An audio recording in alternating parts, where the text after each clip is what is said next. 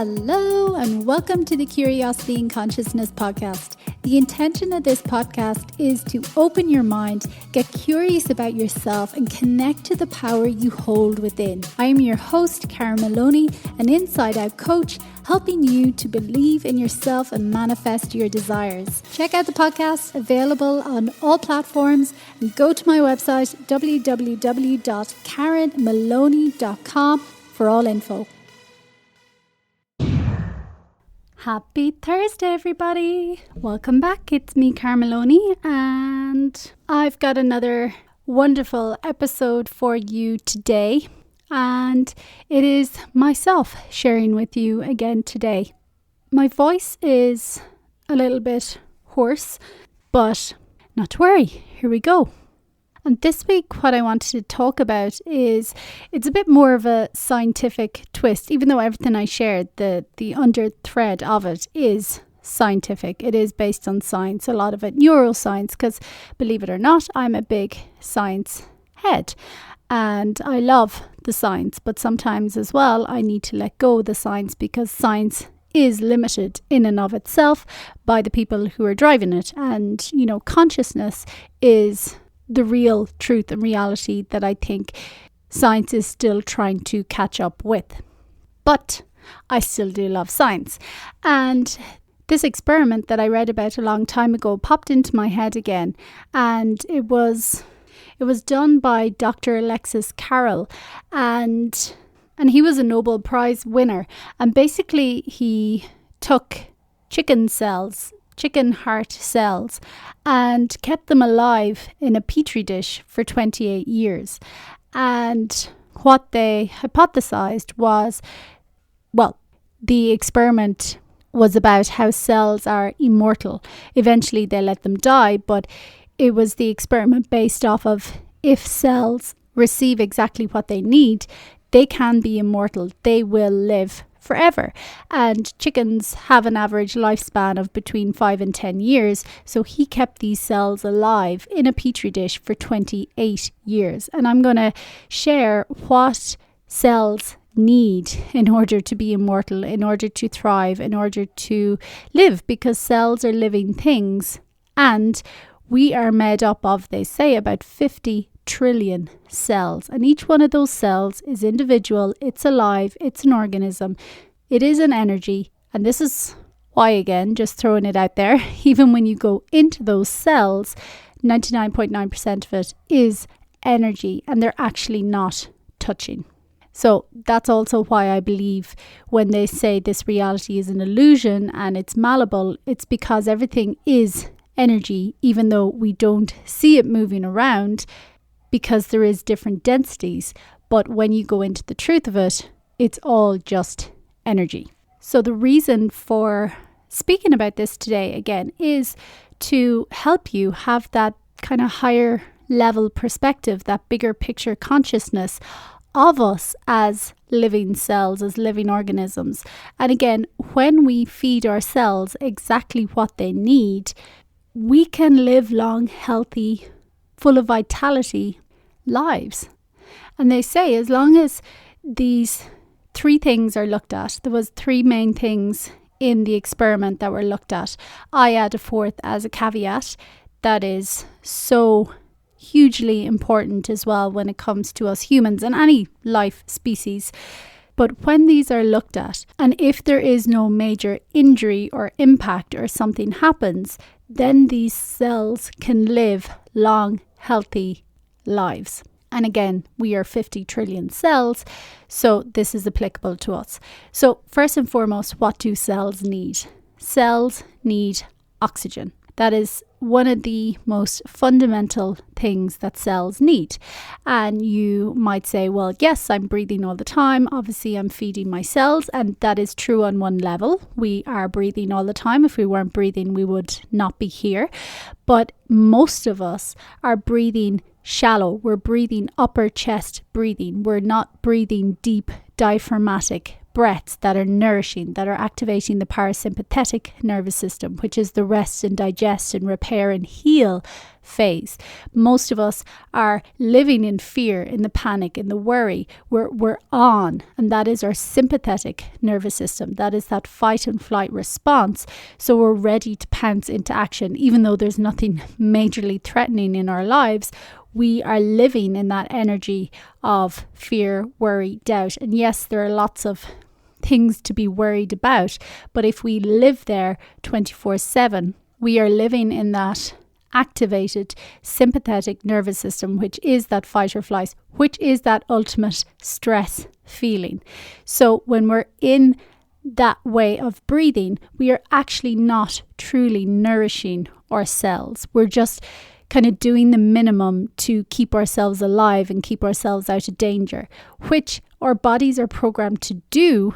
But like animals, if a threat happens, they have a huge burst of getting out of there or fighting or whatever they need to do. But then once the threat is over, they rest, they digest, they shake it off, and they come back into calm. And we are programmed to be the same. And it is possible. And as a person who has totally flipped their nervous system and come out of the way of living in fear and constantly on and high alert, it is absolutely possible.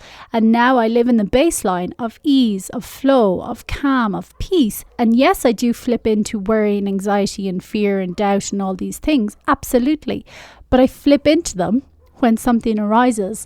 I deal with it and I come back to rest and digest. I come back to calm and peace.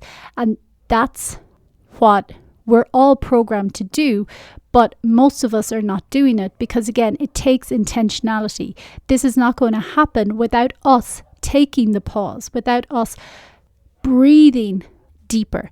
And when you think about it as well, when something stressful happens, or a situation or a shock or a difficulty, and they're always going to happen, the first thing we do often as well is stop breathing. And again, I lived my life, I can see now, in freeze mode. I was literally frozen and on edge the whole time. But again, it was normal to me. I didn't realize. So breathing is the first. And our breath, again, as I said, is everything. If we are not breathing, we are not alive. But also, if we're not breathing fully and deeply, we're also just kind of existing. We're just going from one fear to the next fear to the next fear to the next fear. And that's not true living. And even as babies, when we're born, we only know deep diaphragmatic breathing, so deep into our belly. If you ever watch a baby, it's their belly that is rising and falling, rising and falling. We as children and babies haven't learned the upper chest breathing. So check in with yourself. Notice, do you take quick, shorter breaths? Do you ever stop to pause to take a really deep inhale? I'm sure you do every now and again because it's intuitive to our body as well. The consciousness and the intelligence of our body as well will make you take a really deep breath sometimes when you really, really need it. But the thing is to be intentional and conscious and to make it a practice, whether morning or night. And that's why something like meditation is so powerful, or even just pausing, just first thing in the morning, last thing at night, pausing to take 10 slow conscious breaths. And when we exhale, when we make our exhale longer than our inhale, we're activating our parasympathetic nervous system. So even if you breathe in for a count of 3 or 4, take a slight pause and then exhale for a count of 6.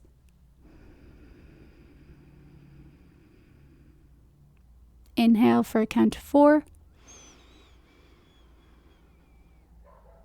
Pause. Exhale for a count of 6.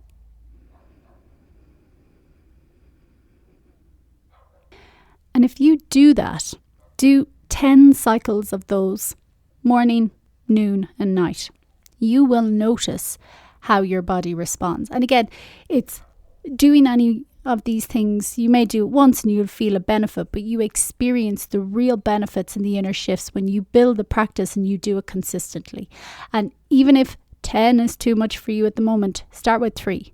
Even starting with 3, but doing them and doing them consistently, I guarantee you will experience the benefit. And again, if you increase your exhale, you're talking to your subconscious mind, to your body, to activate your parasympathetic nervous system. You're giving that signal of, all is calm, all is well, I'm safe, we can breathe, we can go into rest and digest, we can come off the accelerator, and we can slow down and repair. So, oxygen, breathing, first things cells require. And again, we are 50 trillion cells. The second thing that cells need is nutrition. And nutrition is very, very different to food. Nutrition does not just mean eat any kind of food. Nutrition comes down to basically foods from nature. Live, living foods, vegetables, fruits, nuts, seeds, things that are grown naturally in nature, that have minimal processing, that don't come in packages, that live on a shelf for months and months and months.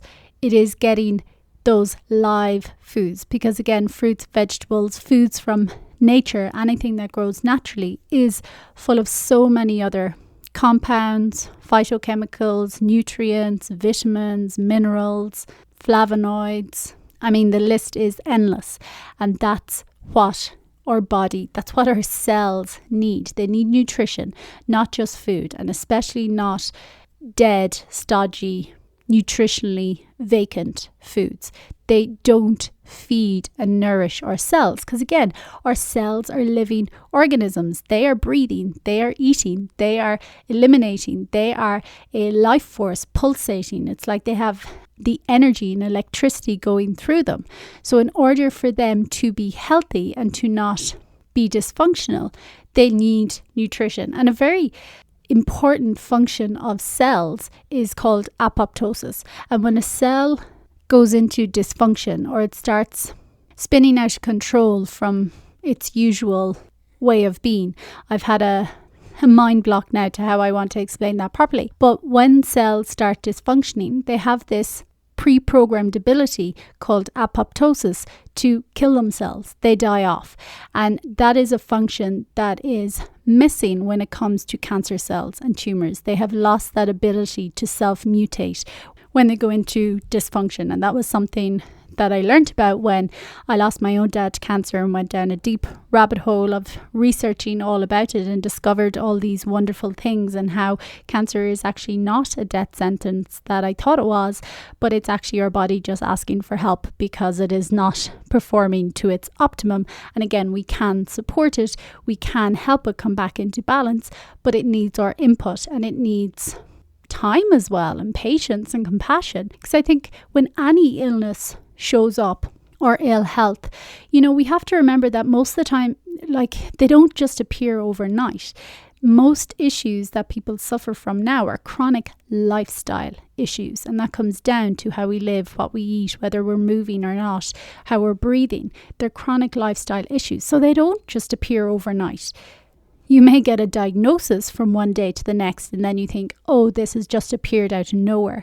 But when you look into it, no, and especially when it comes to cancer, they say for a tumour, it can take between 8 and 15 years for a tumour to appear. So you're living with that a long time, and that's how incredible our body is, that it can sustain us and keep going. So when something does present, my belief is it's really when our body needs input from us and needs our support again, because it is overloaded and drowning.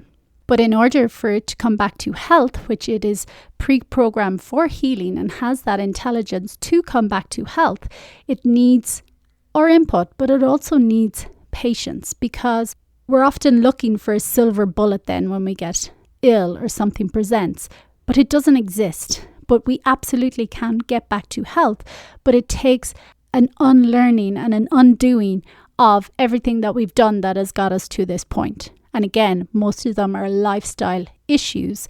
So the body will bounce back, the body can bounce back, but it needs our input and that dedication as well to supporting it with what it actually needs. So again, oxygen, nutrition, coming down to the food, live foods, nutrient-rich, nutrient-dense foods are what our cells need as well.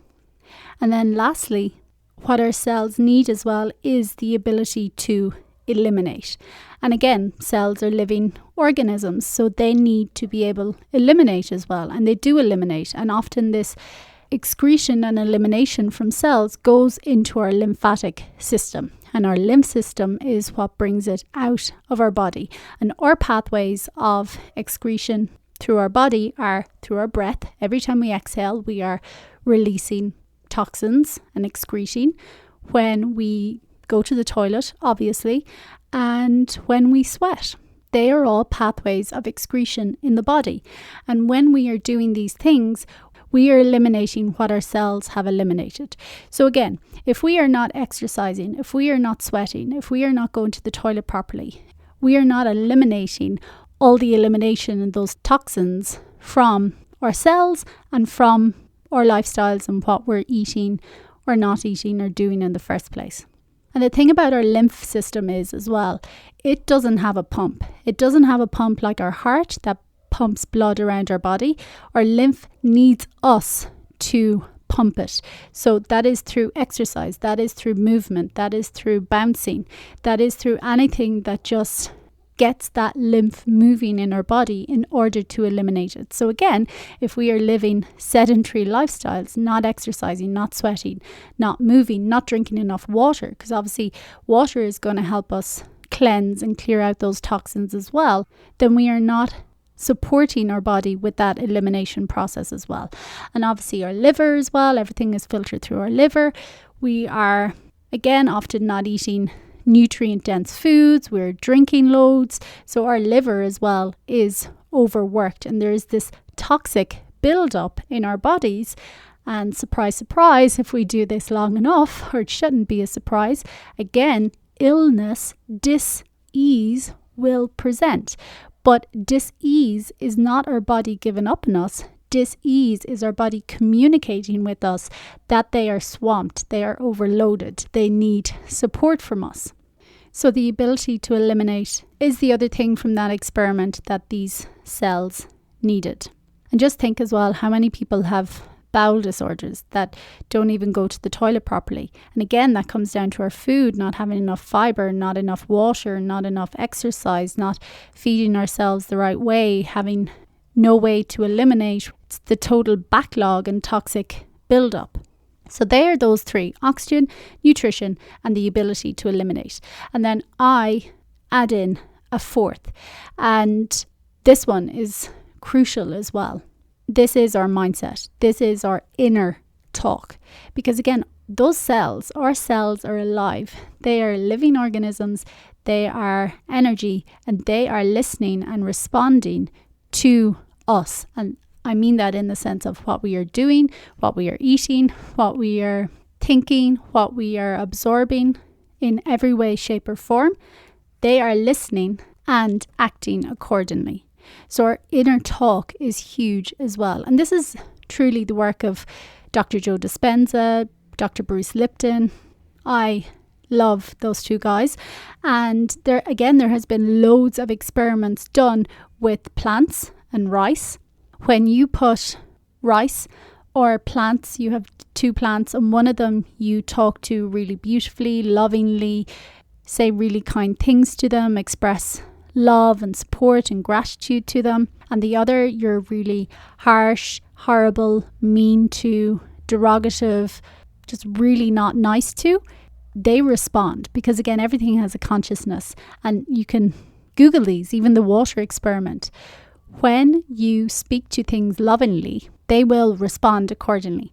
So the ones that are fed words of love and joy and gratitude and support flourish and thrive.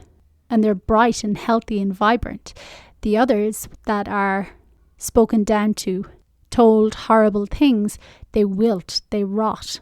And we are the exact same. Because again, we are a living organism. We are made up of cells of the consciousness. And our cells are listening. So our inner talk is crucial. I would put it up there with oxygen, our inner talk. So that is the other aspect that our cells, that our body needs to be looked after, to be tended to be nurtured, to be loved in order for us to thrive as well. And there has been so many studies done on the power of the mind, especially when it comes to, again, disease and illness and health and prognosis. It often comes down to a person's mindset and their belief and their inner talk of whether they bounce back from their dis-ease or not. And there was a cancer doctor as well called Dr. Charles Major, who had cured himself of multiple tumours up his spine and his brain. And he had said that every single cancer was curable, but not every person with cancer was curable. And the reason he said that was it all comes down to mindset, and it all comes down to our beliefs. And the fact that as well, many people are not willing to change their lifestyle. They're not willing to put in the time to exercise, to meditate, to start eating healthy, vibrant foods. They're not willing to undo their habitual ways that they have learnt. So that way, for those people, I'm talking about cancer because that was the rabbit hole I went down to, but I've learned it's all the same. So the most crucial thing he said was mindset. And again, these are the books of Dr. Joe Dispenza talking about becoming supernatural, breaking the habit of being you. It is all about breaking our old habitual thought patterns, creating new images and thoughts and feelings within ourselves in order to bring about a new reality.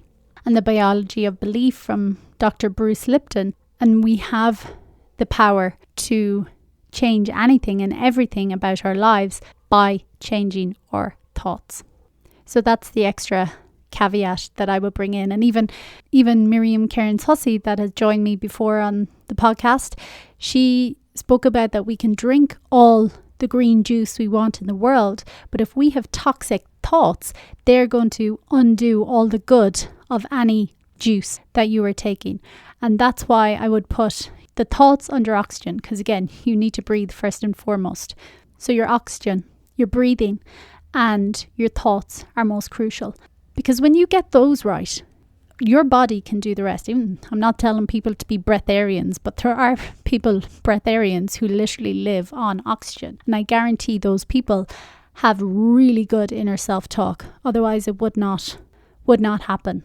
So I'm not telling you become a breatharian, but I'm saying get your breathing and your inner talk right, and the rest will follow suit. Because again, you will feel so different on the inside. You will crave different foods, and your body is so intelligent. It knows how to heal, how to be in balance. It is programmed for that.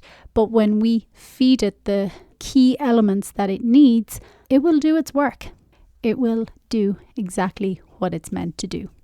So, a little bit of a different twist this week. But again, I just love science and facts as well.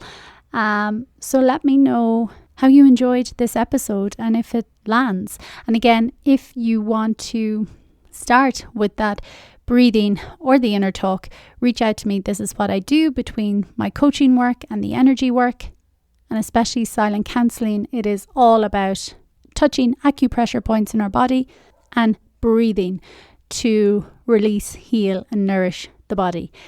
So you can send me an email, support@KarenMaloney.com, and let's chat.